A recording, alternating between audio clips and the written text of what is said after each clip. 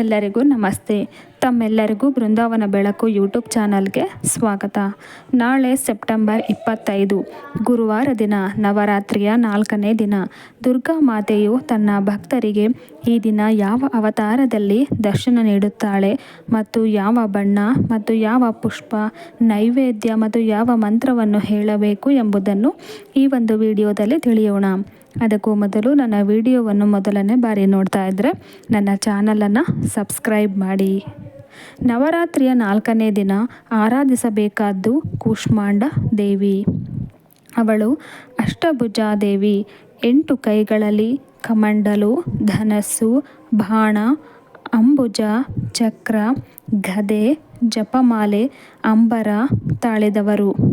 ಕೂಷ್ಮಾಂಡ ದೇವಿ ಸೃಷ್ಟಿಯ ಆದಿಶಕ್ತಿ. ಬ್ರಹ್ಮಾಂಡವನ್ನು ತಮ್ಮ ನಗುವಿನಿಂದ ಸೃಷ್ಟಿಸಿದ ಶಕ್ತಿ ಇವರದ್ದು.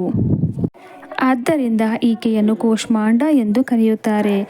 ಈ ದೇವಿಯ ಆರಾಧನೆಯಿಂದ ಆರೋಗ್ಯ, ಆಯುಷ್ಯ, ಶಕ್ತಿ ಮತ್ತು ಐಶ್ವರ್ಯ ದೊರೆಯುತ್ತದೆ. ಹಾಗಾದರೆ ಪೂಜಿಸಬೇಕಾದ ವಿಧಾನ ನೋಡೋಣ ಬನ್ನಿ. ಮೊದಲು ಪೂಜೆ ಮಾಡುವ ಮುನ್ನ ಕಲಶವನ್ನು ಆರಾಧಿಸಿ, ನಂತರ ಕೂಷ್ಮಾಂಡ ದೇವಿಗೆ ಅರಿಶಿಣ, ಕುಂಕುಮ, ಗಂಧ, ಹೂ, ಧೂಪ, ದೀಪ ಸಮರ್ಪಿಸಿ. ಕೂಷ್ಮಾಂಡ ದೇವಿಗೆ ಅಶ್ವಗಂಧ, ಬಿಳಿ ಸಕ್ಕರೆ ಅಥವಾ ಆಶೇಷ ಹಣ್ಣುಗಳನ್ನು ತುಂಬ ಇಷ್ಟ. ವಿಶೇಷವಾಗಿ ಕುಂಬಳಕಾಯಿ ಅರ್ಪಿಸಿದರೆ ವಿಶೇಷ ಫಲ ಪ್ರಾಪ್ತಿಯಾಗುತ್ತೆ.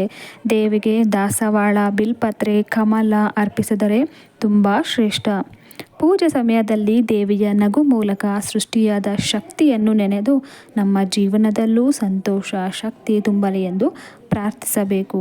ಕೂಷ್ಮಾಂಡ ದೇವಿಯ ಪೂಜೆಯಿಂದ ದೇಹದಲ್ಲಿ ಉತ್ಸಾಹ, ಮನಸ್ಸಿನಲ್ಲಿ ಆನಂದ, ಮನೋಬಲ, ಆರೋಗ್ಯ, ಧೈರ್ಯ ಹೆಚ್ಚುತ್ತದೆ. ಹಾಗಾದರೆ ಈ ದಿನ ಧರಿಸಬೇಕಾದ ಬಣ್ಣ? ಹೌದು, ಹಳದಿ ಬಣ್ಣ. ಹಳದಿ ಬಣ್ಣವು ವಾತ್ಸಲ್ಯದ ಸಂಕೇತ.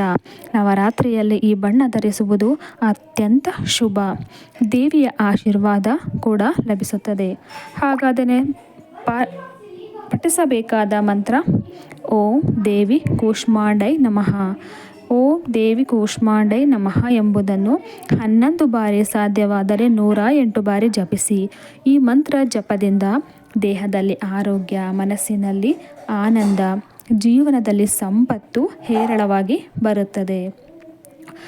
ಸ್ನೇಹಿತರೆ, ಈ ಒಂದು ವಿಡಿಯೋ ನಿಮಗೆ ಇಷ್ಟ ಆಗಿದ್ದರೆ ಲೈಕ್ ಮಾಡಿ, ಹಾಗೆ ಶೇರ್ ಮಾಡಿ. ಮುಂದಿನ ವಿಡಿಯೋದೊಂದಿಗೆ ಮತ್ತೆ ನಿಮ್ಮನ್ನು ಭೇಟಿ ಆಗ್ತೀನಿ. ಅಲ್ಲಿವರೆಗೂ ಧನ್ಯವಾದಗಳು. ಜೈ ಮಾ ದುರ್ಗಾ.